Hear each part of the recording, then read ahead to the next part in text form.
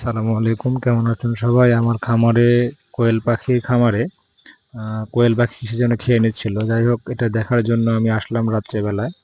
দেখি একটা কোয়েল পাখি খুব ছিন্ন ভিন্ন ভাবে নষ্ট করেছে এরা। আমি রাত্রেবেলায় আর হাতে লাইট নিয়ে রেড ট্র্যাপার নিয়ে চলে আসছি আপনাদের সামনে। দেখি রেড ট্র্যাপার গুলো কাজে দেয় কিনা।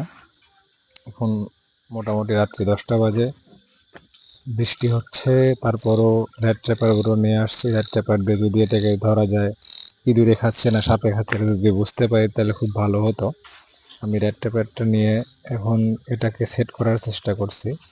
আপনারা দেখতে পাচ্ছেন খুব অন্ধকারের মধ্যে আমি এটাকে সেট করতেছি মুখে লাইট নিয়ে। টপ লাগানোর চেষ্টা করতেছি, দেখি এটাকে কিসে খায় বা কিভাবে খাচ্ছে, কিসে নষ্ট করতেছে। টপ হিসাবে আমরা ব্যবহার করছি রান্না করা মাংস, যাতে এটা মানে ঘ্রাণটা সুন্দর হয়। তো যাই হোক, খাসির মাংস আমি ইউজ করছি কোনো কিছু না পেয়ে বৃষ্টির দিন। মাছ ছিল না, তাই এটাকে দিয়ে সেট করার চেষ্টা করতেছি। দেখা হবে কালকে সকালে ইনশাআল্লাহ। যদি এটা ধরা পড়ে তাহলে বুঝবো কি সেটাকে খাচ্ছে। একটা রেড ট্র্যাপার অলরেডি আমরা সেট করে ফেলেছি। যাই হোক, এখন আরও একটা রেড ট্র্যাপার সেট করার পালা। আহ, আরও আরও একটা রেড ট্র্যাপার আমি মুখে লাইট নিয়ে আর এক হাতে মাংস নিয়ে রেড ট্র্যাপারটা খুলতেছি এবং এটাকে সেট করবো ইনশাল্লাহ। দেখি কালকে সকাল পর্যন্ত যদি কোনো কিছু একটা ধরা পড়ে তো আপনাদের দেখাবো।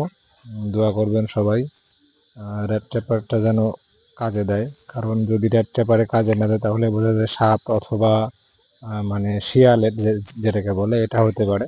শিয়াল এত ছোট জায়গায় ঢোকার কথা না। এখন রেড ট্র্যাপারটা আমরা সেট করবো টিনের দুই পাশে, যেহেতু টিনের ভিতর দিয়ে এরা যাচ্ছিল এবং ধরে ধরে খাচ্ছিল। এই পাশে রেড ট্র্যাপারটা সেট করতেছি।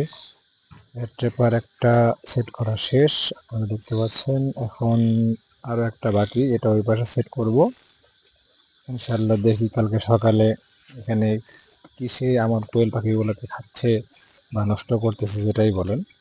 ক্যামেরার দিকে লাইট ধরা হয়ে গেছে। আচ্ছা, ঠিক আছে, এটা রেড ট্র্যাপারটা ওই পাশে সেট করলাম।